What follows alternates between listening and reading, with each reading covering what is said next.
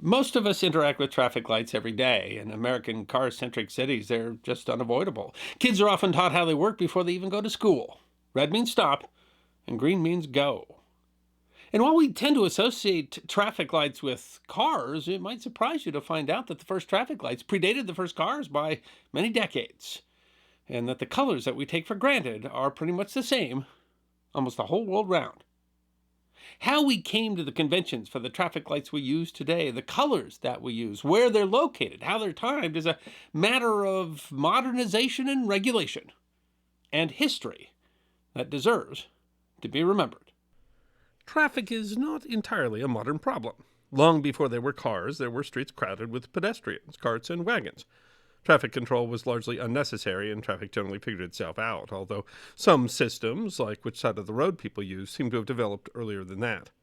As early as 1669, the London Council of Aldermen posted a man on London Bridge to require that all carts going to keep on one side and all carts coming to keep on the other side. How well the rule was followed was another matter. In 1722, 3 police officers were ordered to do that job, becoming possibly the earliest example of traffic police. In cities like London, then among the largest in Europe, traffic was reaching a level where congestion was a serious problem, especially at narrow points like on the bridge. For several centuries afterward, traffic was left uncontrolled except where traffic police might manage particularly troublesome areas, leaving pedestrians, horses, and carriages to work out their own method of traversing the city. At sea, a study by Parliament in 1831 determined that colored lights, red and green, on ships could be used as navigation sidelights on vessels indicating port and starboard. That choice later influenced the colors chosen in railway signals and later traffic lights. In 1866, an article in Good Words magazine by Dr. Andrew Winter complains that the streets of the city have been encroached upon until they are no longer able to carry the human tide that is daily being forced through them. He specifically mentions traffic coming into the city across Westminster Bridge, which crosses the Thames to the House of Parliament. None of the roads into the city were sufficient to deliver its load of vehicular and pedestrian traffic. Certainly is no exaggeration to say that many times a sheepdog could leap from carriage to carriage for the whole length of the street. Winter quotes a surveyor whose opinion was that 750,000 people traveled to the center of London, and 19,000 carriages crossed London Bridge in a given day. Perhaps more importantly, the crush of London traffic had a very real human cost. A report from Parliament recorded that in the 14 months between January 1st, 1865 and March 1st, 1866, 180 persons were killed and 2,175 maimed and injured by the crush of humanity, and that, Winter surmised, only represented a fraction of the unreported deaths and injuries. This, he argued, has more than a little to do with carts, which gallop around corners, totally regardless whether he runs you over or not. It was this chaos that bred the first inkling of a traffic light. John Peake Knight, an English railway manager and inventor known both for improvements tending to the safety of rail passengers and for his skill and smartness in organizing provision for the pressure of traffic on popular holidays, first broached the idea of a kind of traffic light in 1866. Knight's idea came directly from railway signals, which used semaphores with mechanical arms to display messages to train operators from a distance. The device also used gas-powered green and red lights to signal drivers at night. Installation of the device came after a suggestion by the Parliamentary Select Committee, because MPs were forced to risk their lives crossing the road near Westminster Bridge on their way to work. Knight was engaged to construct the 20-foot-tall semaphore. When the arm was horizontal, it instructed traffic to stop, and when it was lowered to a 45-degree angle, it meant to proceed with caution. At its top were green and red-powered gas lights, with red meaning stop and green proceed. The device had to be manually operated by a police officer. It began operation in December of 1868, but on January 2nd, 1869, leaking gas caused an explosion which injured the officer, and the whole idea was shelved. There was a second installation in London Tower Bridge in 1894, where a similar semaphore system equipped with gas lights was installed. It signaled both river traffic and bridge traffic, indicating whether the bridge was up or down. Numerous other similar devices were invented and installed around the United States after 1900, proliferating as Henry Ford made the automobile the dominant mode of transportation. Pre-electric semaphores were installed throughout the country, such as one installed in Toledo, Ohio, in 1908. It had kerosene-powered red and green lights and arms 8 feet above the ground. In 1910, Ernest Cyrene patented an automatic traffic signal that slowly spun with arms that read stop and proceed. 1915 saw the first mid-intersection towers, which were tested in New York in an effort to reduce congestion. The need for better traffic signals was becoming quickly apparent. In San Francisco, a man called Old Blind Bill was the cause of more traffic tangles, more motormen's profanity, and more policemen's perplexity than anything else, when he learned that the police controlled traffic with whistles. He acquired an identical whistle for himself, and when he needed to cross the street, he simply blew it himself. In New York, traffic jammed twice a day, forcing some to give up driving altogether. In Chicago, a trolley company complained that auto traffic had slowed their speeds 44% in the central city. In San Francisco, automobiles outnumbered carriages by 1914. In 1912, Paris installed a traffic signal semaphore at a particularly dangerous intersection. The traffic signal was invented by Edmond Goupil to evolve order out of the chaos on Paris streets. Installed on top of a glass tower in the middle of the intersection, it was meant to do the work of 4 traffic officers, with 4 discs that hung off each side of the tower. One side of the disc was red, the other white, with the white meaning go and the red advising caution. Apparently worried that a car or carriage would crash through the tower in the middle of the intersection, at least 8 officers were on hand to protect the tower and manually direct traffic while traffic got used to the new system. In 1912, Salt Lake City traffic police officer Lester Wire installed the first electric traffic light in downtown Salt Lake. Made of wood, the device looked like a birdhouse, and its red and green lights were powered by wires connected to trolley lines. It was controlled manually by an officer to switch and was first installed at the intersection of 200 South and Main. The silly-looking device inspired some jibes, and he never patented the invention, which soon led to fancier metal contraptions more like the ones that we use today. In 1914, the first permanent red and green traffic light was installed in Cleveland, Ohio, at the corner of 105th and Euclid Avenue, invented by James Hoge. It faced in 2 directions, while officers continued to direct traffic from the sidewalk.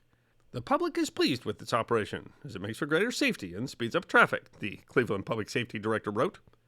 It might surprise you to know that these early signals all came before the world's first stop sign, which wasn't installed until 1914 or 15. Other systems were also invented, including a collapsible one first demonstrated in New York, and one that could be suspended from crossings and display red and white signals in Los Angeles. In New York, 1920 saw John Harris develop a wooden-housed 2-light system, white for go and green for stop. A 4-way 3-color light was invented in Detroit, Michigan in 1920 by police officer William Potts. Potts was concerned that the 2-light system was difficult to sync with multiple officers and that traffic had to come to a sudden stop when the light changed from green to red. He added an amber light, copying a color used in railroad signals, and added a timer to coordinate signals. It was first installed at the intersection of Woodward and Michigan in Detroit in October 1920. It was one of the busiest intersections in the world, which saw 20,000 vehicles a day. These lights had a single light for all directions, so that if the light was red in one direction, it had to be red the other.